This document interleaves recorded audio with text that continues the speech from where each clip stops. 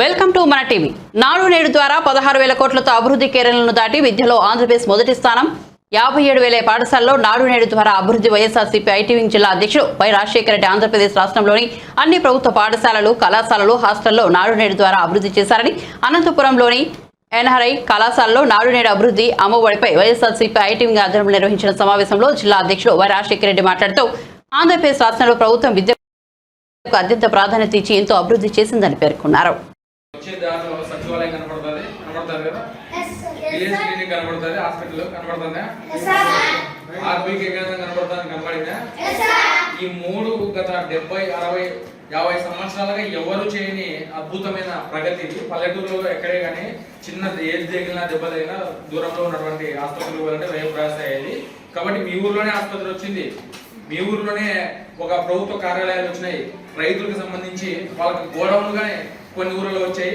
దాంతోపాటు డిజిటల్ లైబ్రరీలు కూడా అన్ని రకాలుగా ఏర్పడుతున్నాయి. దాదాపు మన మండలానికి 7, 8 వచ్చినాయి. అవి కానీ కన్స్ట్రక్షన్ లో ఉన్నాయి. అతి తొందరలోనే డిజిటల్ లైబ్రరీలు కూడా మీకు లభిస్తాయి. మీరు గవర్నమెంట్ ఆసుపత్రులు చూస్తే కినా 100 పడకల ఆసుపత్రుల నుంచి 200 పడకల ఆసుపత్రులు మన రాష్ట్రంలో 54 ఆసుపత్రులని వివిధ ఊళ్ళలో నిర్మించారు. ఇది ఒక సంచలన నిర్ణయం. ఎందుకంటే కనీసము 100 ఆసుపత్రుల్లో 20 పడకల్ని పెంచాలంటేనే అత్యంత ప్రయాసంతో కూడినది ఇంతకుముందు ప్రభుత్వంలో. కానీ 100 నుంచి 200 పడకల ఆసుపత్రులు కొత్తవి.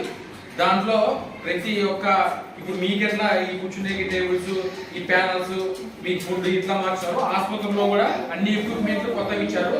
ప్రభుత్వ ఆసుపత్రుల్లో అలాంటి ఆసుపత్రులు నిర్మించారు. కాబట్టి మనమందరం గుర్తుపెట్టుకోవాల్సినది, ఈ ప్రభుత్వము సామాన్యులకి, పేద ప్రజలకు అత్యంత ప్రాధాన్యత ఇస్తూ వారి యొక్క ఆరోగ్యాన్ని లేదంటే వారి యొక్క యోగక్షేమాల్ని ముందుని నడిపించడానికే జగనన్న ముందుకు తీసుకుపోతున్నాడు. కాబట్టి మనం అందరము ఆయన కృతజ్ఞత తెలుసుకోవాలని చెప్పి ఈ సందర్భంగా మరొకసారి మన ఉపాధ్యాయులందరికీ కృతజ్ఞత తెలుసుకున్నాం. ఎందుకంటే మొదట్లో సార్ చెప్పినట్టుగా కూడా వీళ్ళు బడ్డర్గా ఫీల్ అయ్యారు హెడ్ మాస్టర్లు. కానీ తెలియని విషయం ఏమంటే ఇటువంటి ప్రగతికి లేదంటే జరుగుతున్నటువంటి సమూల మార్పుకి మీరందరూ ఒక ప్రత్యక్ష సాక్షులు, లేదా మీరు మీ తర్వాత నెక్స్ట్ వచ్చే వాళ్ళందరికీ మీరు మార్గదర్శకులుగా ఉంటారని చెప్పి ఈ సందర్భంగా చెప్తూ కృతజ్ఞత తెలుపుకుంటూ సెలవు తీసుకున్నాను. Thank you.